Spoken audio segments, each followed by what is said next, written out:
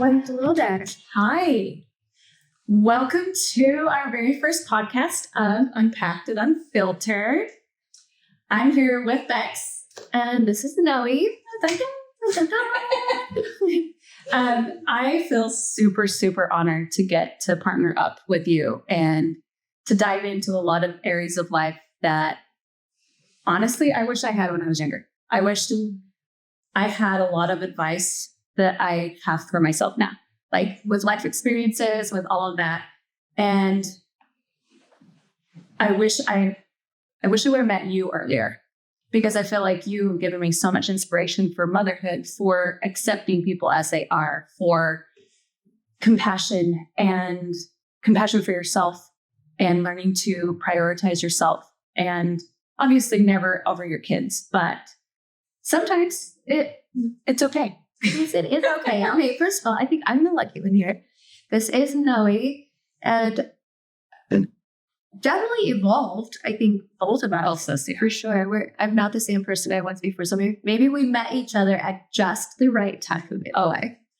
100%. Absolutely sure of that. And Noe is the one that when you walk in the room, there's like this big beacon of light, and you're like, "What is that? Where is that?" And I was like, "Oh, I want to sit by that. I want to sit by whatever that light is coming from." And so right now I feel so lucky to have the seat right next to the light in the room. And you, lady, so I feel like you are always the most intelligent woman in the room, and like the model. Always, you look like a goddamn queen every time we go anywhere. And I always love telling people a little bit about your story, because they all just go like the fact that you have 7 children.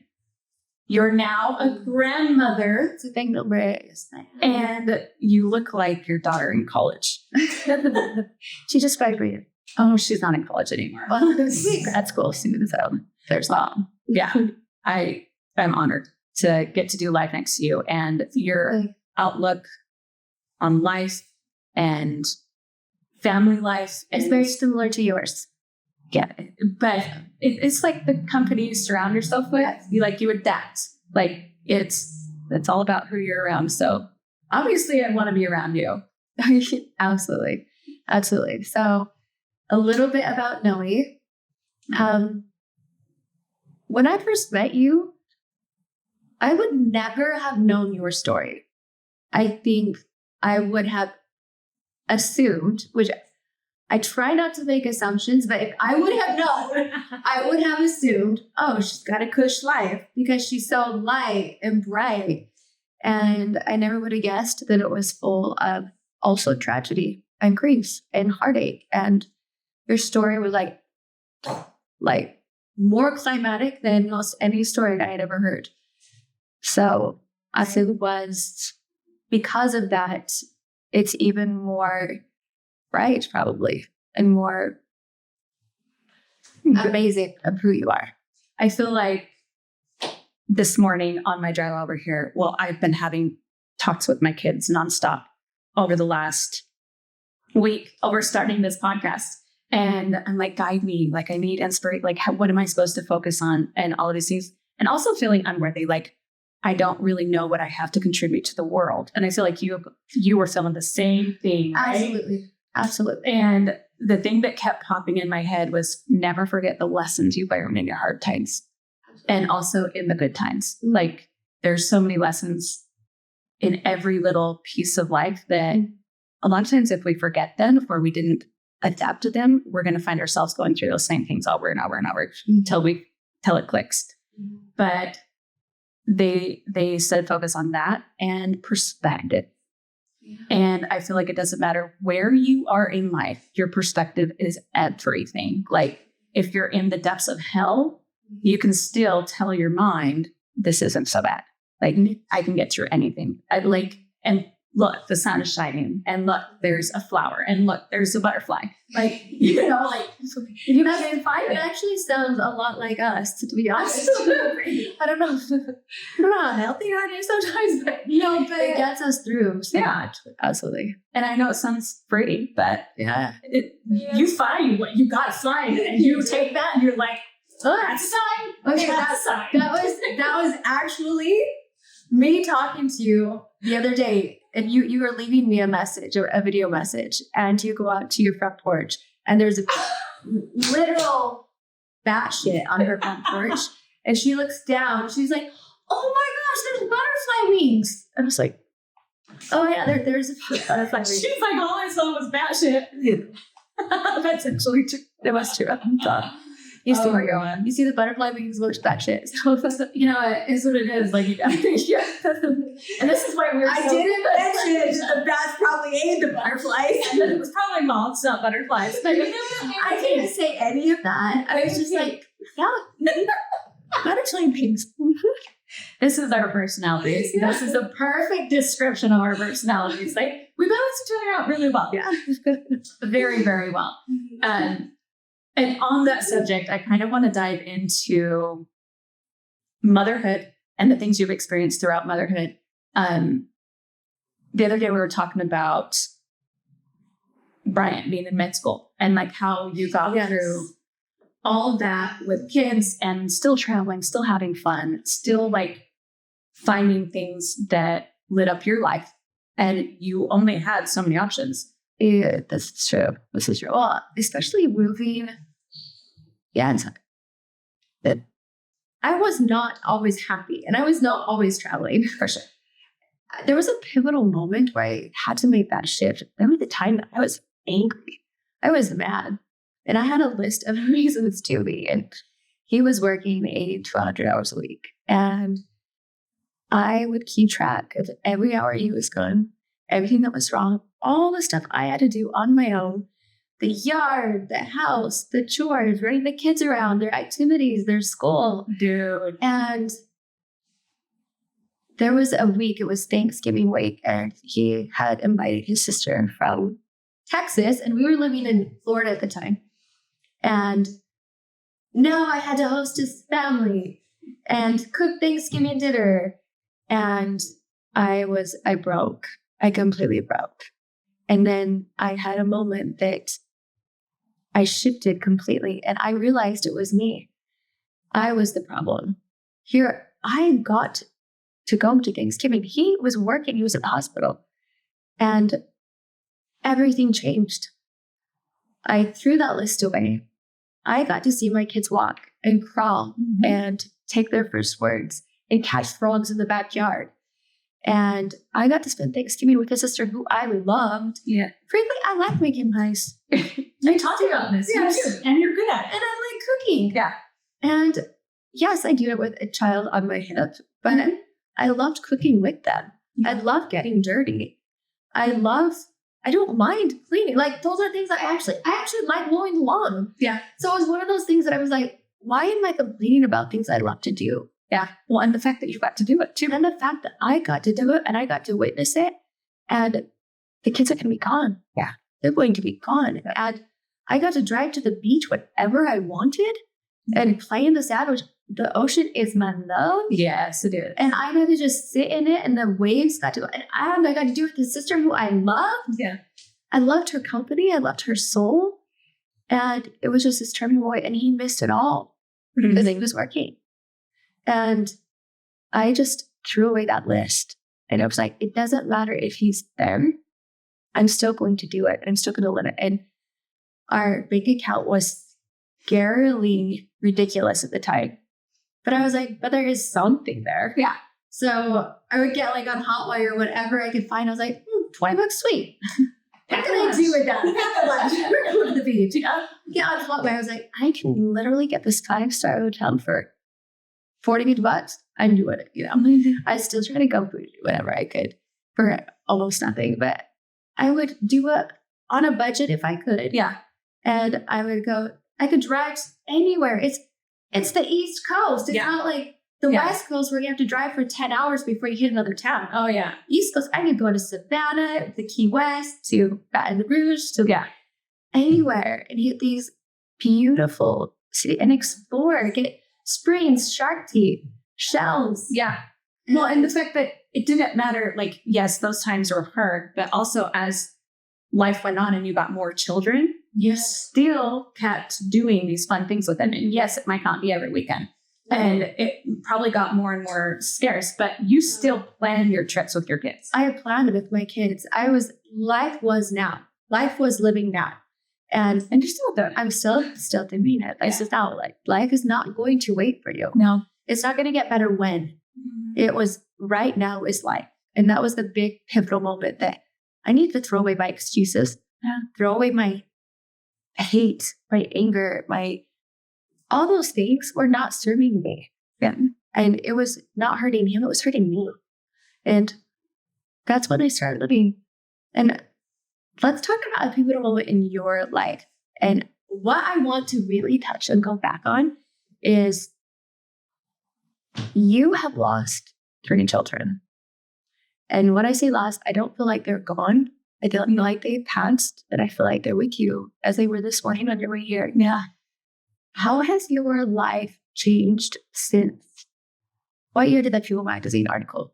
2018. 2018. And I will link it. Chef, tell me about the moment it came out, what led to that moment, and how that has changed where life is now. Wow. So much has changed. People magazine, that came out just right after all 3 of my kids were diagnosed. So all 3 of them were diagnosed the same day. And Darren was 9. The girls were 4. Yeah, they're 5 years apart. And can we go back to that day? Yeah, June. It was in June of, I want to say 2017, 2018. I'm trying to remember. I think it was in 2017. I think it was 2 years before Darren died. And maybe People magazine was in 2017. I've lost track of the years.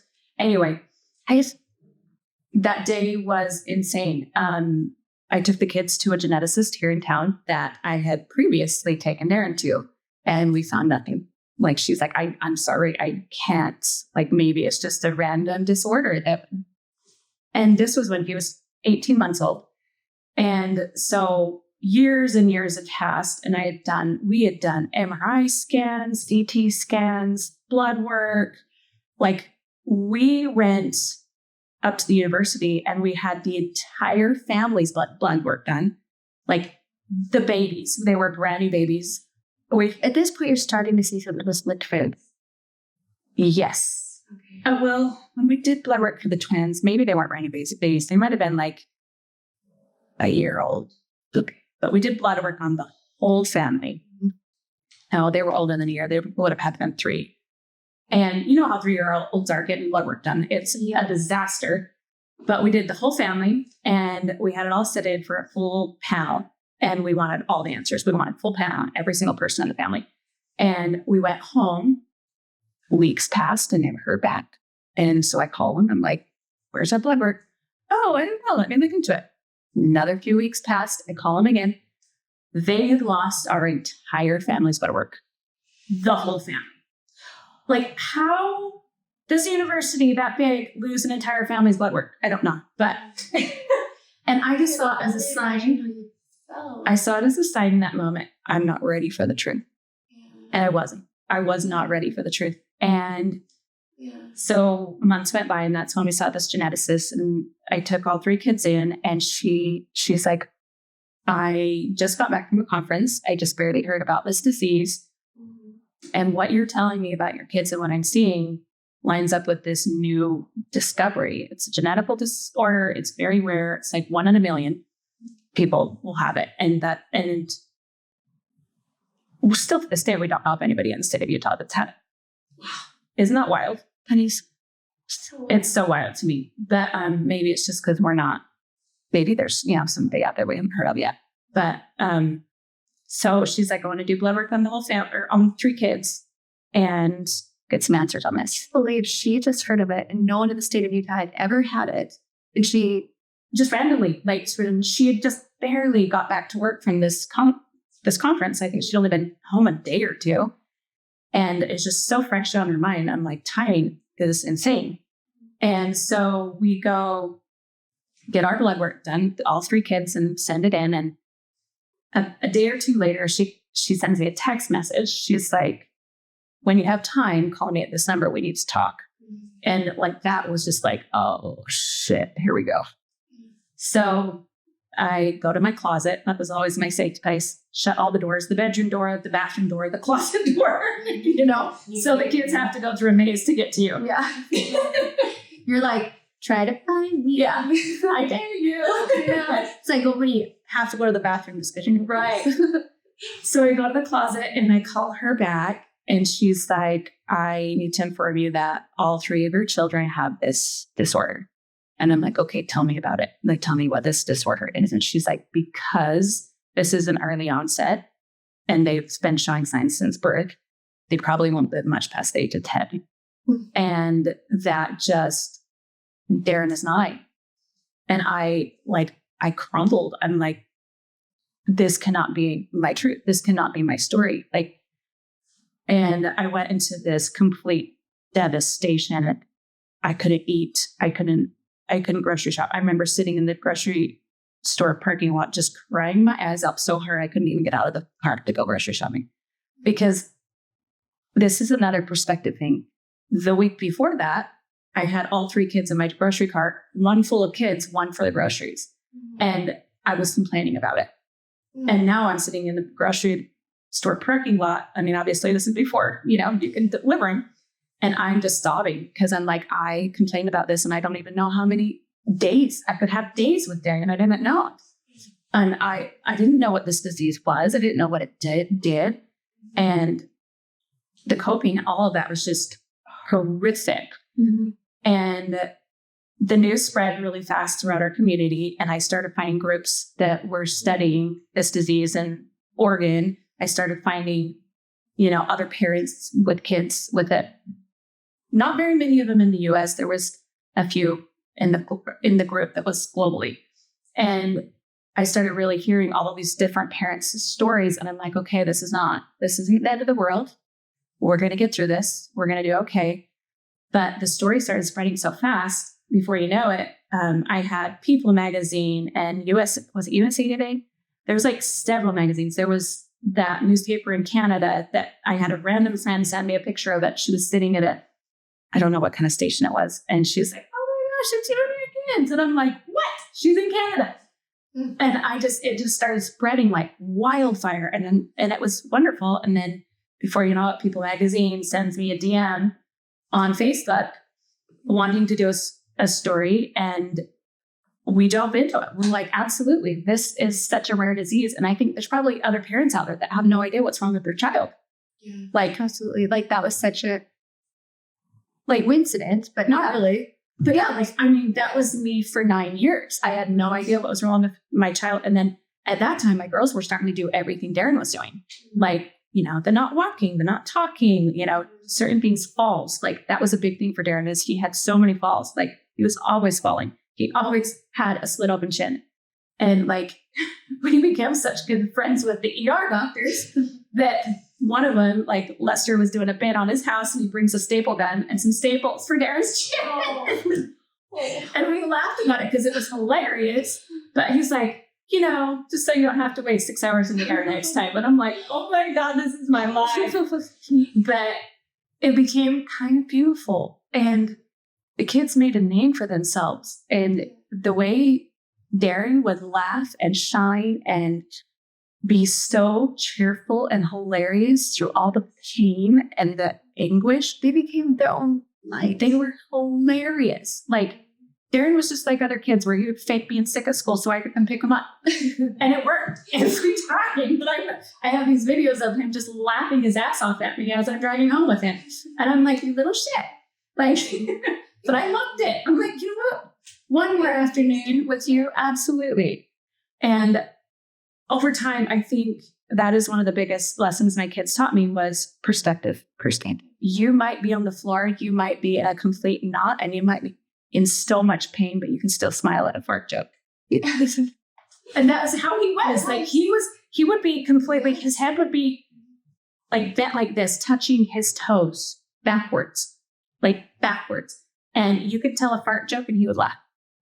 Or somebody would make a noise that was funny that can sound quite similar to a fart. And you're just like, who are you, child? You're disgusting. But it was funny. He had personality. He was the person that he was. And then before you know it, you're doing things to make the kids laugh, like anything, any major reaction. And you know me, I have a potty mouth, so I would just have what? And they got the unfiltered part of our body. and they couldn't repeat me.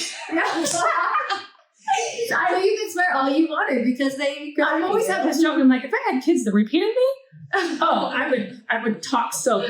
But ask you. The thing is, like, I would. I know. It's like when I'm listening to my Marco and my kids are around, they're like, is that Nori?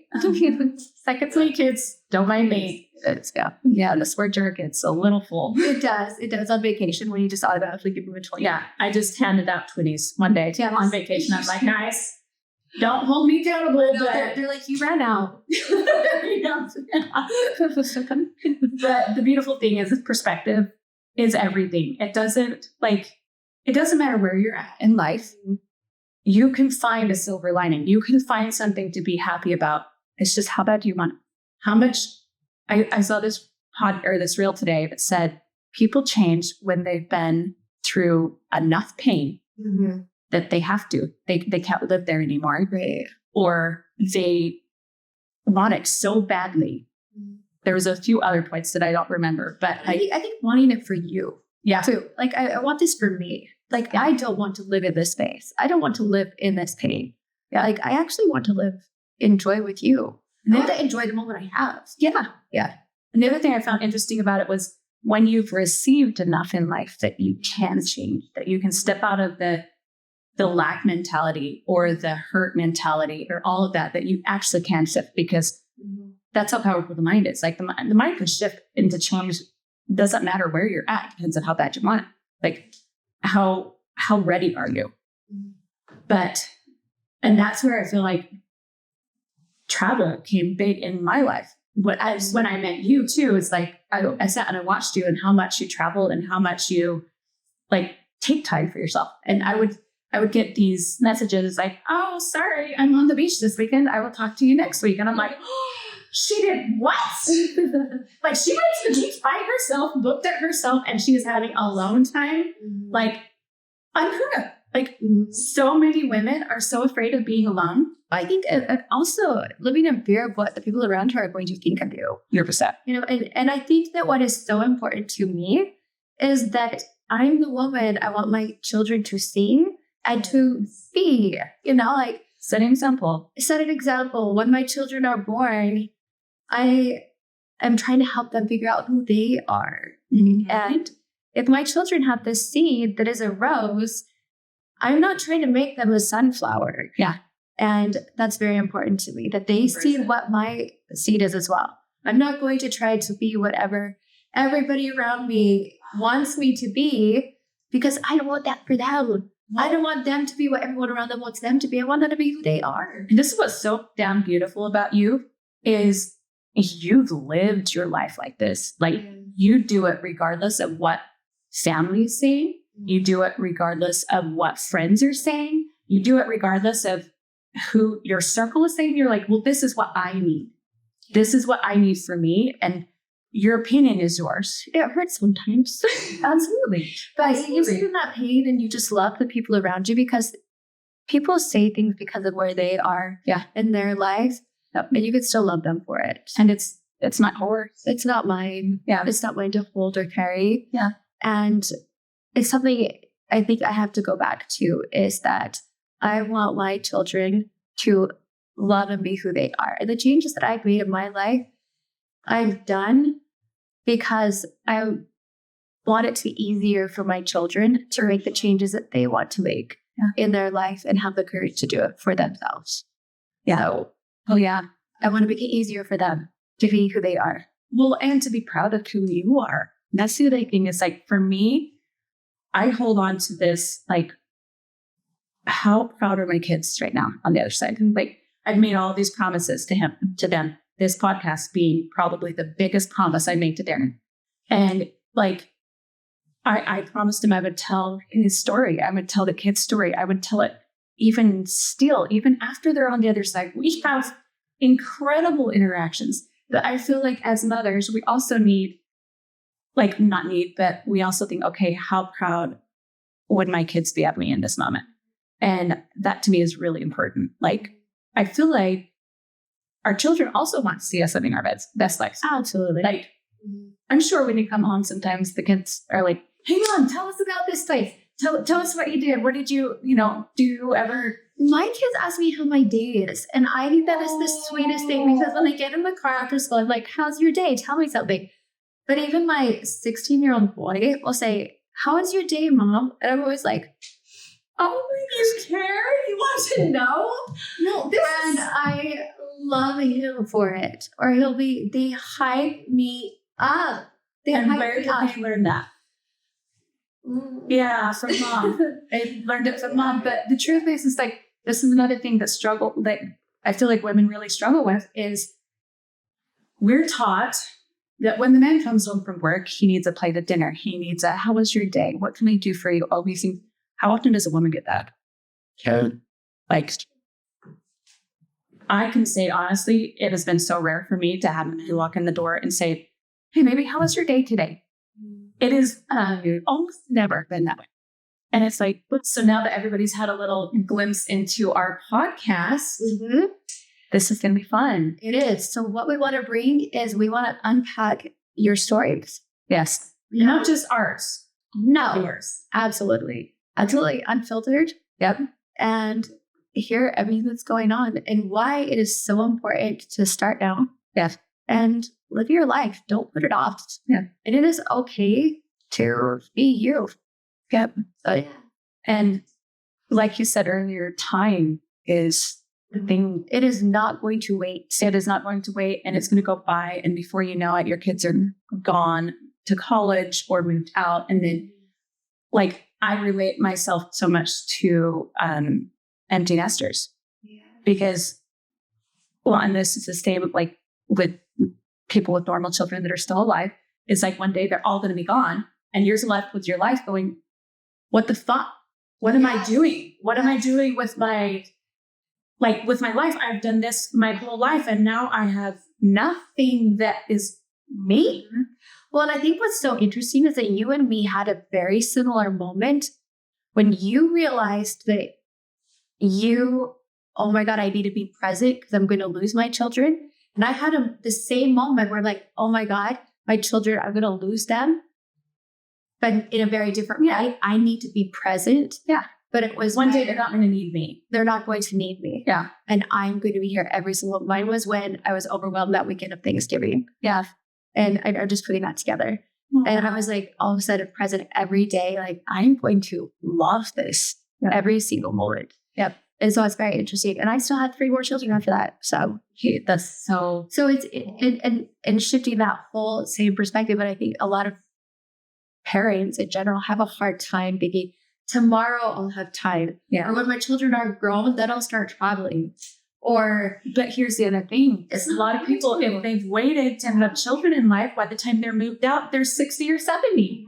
And that's the thing is like, health problems start kicking in. I have an old friend that that's what he told himself. And he retired 3 times. He went back into the workforce, retired, but because he got bored. But by the time he actually retired, he was so unhealthy. He couldn't travel. He couldn't do he loved Hawaii. Yes. And he only got to go to Hawaii like 2 times before he died. Well, and you could start small. Like I said, travel with $10. Yes. You know, I've done it. You can go to Sedona and go on a hike and Yes. see incredible views. It's a couple hours Fall away. in love with the world. I Fall in mean- love with the people, the cultures. Yeah. Start where you can and expand from there. There is a way. So Yeah. and we will help you find that way. I have so many tips and tricks. Noe has so many tips and tricks. Solo travel, traveling with children. Yeah. Girls trips, we're really, really good at that. Oh, yeah, girls' trips are easy. Yes, yeah. So we have all the tips and tricks for you. And then living your life and trials. Yeah. And unpacking them and how to get through them. And that for your people. So thank you for joining us for our very first episode and unpacking our truths. And be here. Be our unpacked people. Yes.